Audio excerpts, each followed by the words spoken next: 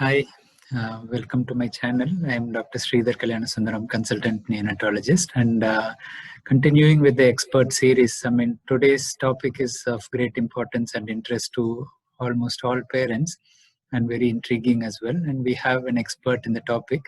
We have Dr. Mandar V. Bichu. Dr. Mandar, welcome to this discussion. Thank you, Dr. Sridhar, for giving me this opportunity. Today, we have an interesting topic at hand. So I will introduce you first. I mean, Dr. Mandar is an expert in parenting. So he has a book on right parenting, which is quite popular, and he has additional interest in music as well. He has a website and he has published a few other books. He's author of 8 books, in fact, and he is a pediatrician by profession, and he takes pride in arranging meetings for parents and even for older children in terms of how to cope with different issues. And he is currently with us at Zuleika Hospital. And welcome, Dr. Mandar. Today, I would request you to give an overview of what factors a parent should consider when they approach discipline and behavior in toddlers. So, I mean, most of the behavioral issues we see, be it tantrums, be it insistence on screen time, be it picky eating, be it difficulty in toilet control, everything has a crucial aspect of discipline in the crux of it. So if the parent understands from the beginning, so how they should approach, how they as a family should function together as a unit. So no better person than you to throw light on it. So please explain. Thank you. Okay, so let's start with the disciplining by itself. So disciplining is a set of or a system of rules and limits that is there to guide us or guide the individual for the acceptable and unacceptable kind of behavior. And when coming to the concept of positive disciplining for children, let's go through the main points. So first and foremost is to keep the affection of the parents and the control part of the parents in balance. That kind of authoritative parenting is the ideal way of going ahead.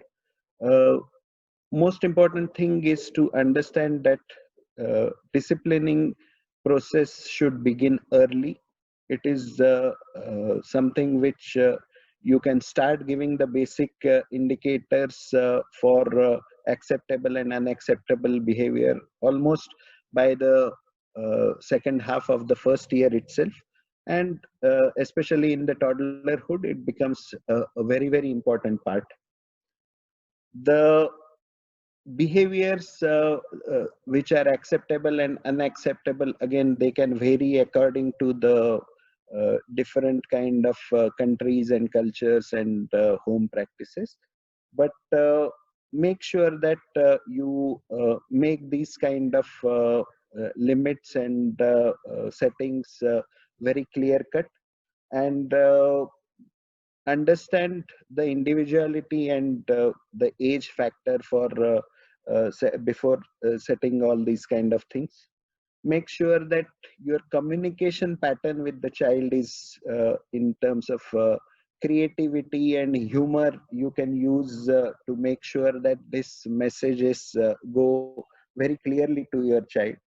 Make sure that your limit settings and boundaries are consistently enforced and fairly enforced. Means if there are multiple siblings, multiple children in the household, and if you are practicing it differently, or your behavior is changing day to day in terms of acceptable and unacceptable behavior, that is something which always going to be problematic. It should be a teamwork between the mother and the father. So that is something that the caretakers or the parents who are around children, they need to make sure that they are practicing as a team, they are functioning as a team, and they are on the same page. So no conflicts in front of the children. Make sure that whatever discussions, debates you have to have it in privacy, and make sure that then those kind of limits are set in the following kind of rules later on. So then you can make sure that your own behaviors are setting the role model for the children to follow. So make sure about the, especially for the lifestyle based kind of issues, so personal hygiene, nutrition, sleep, digital usage, there are all these kind of habits, the communication patterns, the behavior patterns, the children commonly just imbibe what they're seeing from their parents. So make sure that you are doing a good job of that to set the correct kind of guidance for your children. Uh, Make sure that you are encouraging the right behaviors immediately, uh, not just empty praises. So encourage and try to point out the good behavior that you want to reinforce. So if the child has done something which is nice, then point it out that you are encouraging because of that particular behavior, rather than just saying that, oh, very good. So uh, just make sure that the child understands the logic behind that. Uh, if you are saying no for right reason and that is making your child momentarily unhappy, it is perfectly fine. If that no is for the good reason, you have to say that. And that is something which is one of the key kind of elements of positive disciplining, because the uh, children need to take these kind of daily disappointments and defeats and despairs in their stride and learn to bounce back. So that is very important. Again, whatever demands don't give in immediately, delayed gratification is a known kind of a positive mechanism which has shown to give great results in terms of later success. So make sure that if something is demanded, it is not your duty to immediately fulfill that. You can set up a timeline, you can give them certain task to fulfill, and then go ahead with that kind of a thing. When we are talking about the uh, making sure that the bad behaviors are how to curb them, then understand one thing, that the physical spanking or the scolding or giving them threats or behaving in a negative manner, these kind of punishments do not serve the purpose. In fact, they will complicate the matters further.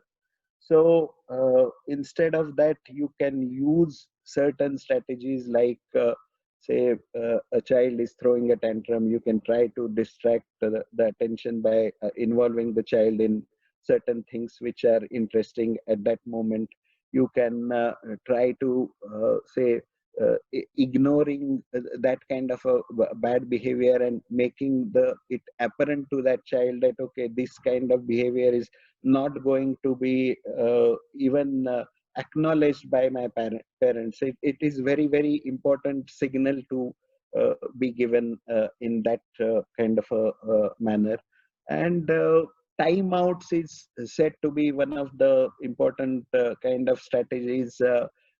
Again, it is something, because parenting happens to be a very fluid kind of a field, and there are lots of debates and discussions going about various strategies. So some experts do propose these timeouts, and above the age of 2 years, age plus 1 minute is the time kind of is the timeout given, where the child is sent to a corner where the child is supposed to reflect on the behavior and cool down. So that is something which again, that corner can be either a very boring place, or according to certain experts, they say that you can keep something very interesting, like, say, keeping some crayons, some small toys, some squishy ball to just make that child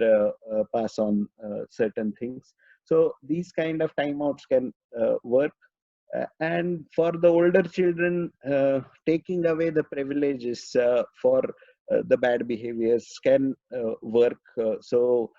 Sometimes it can be pocket money, sometimes it can be digital time, sometimes it can be an outing. So you will have to be practical when you are coming up with these kind of strategies. And again, age to age, maturity to maturity, individuality to individuality, personality to personality, there will be lots of differences when you are planning these kind of strategies.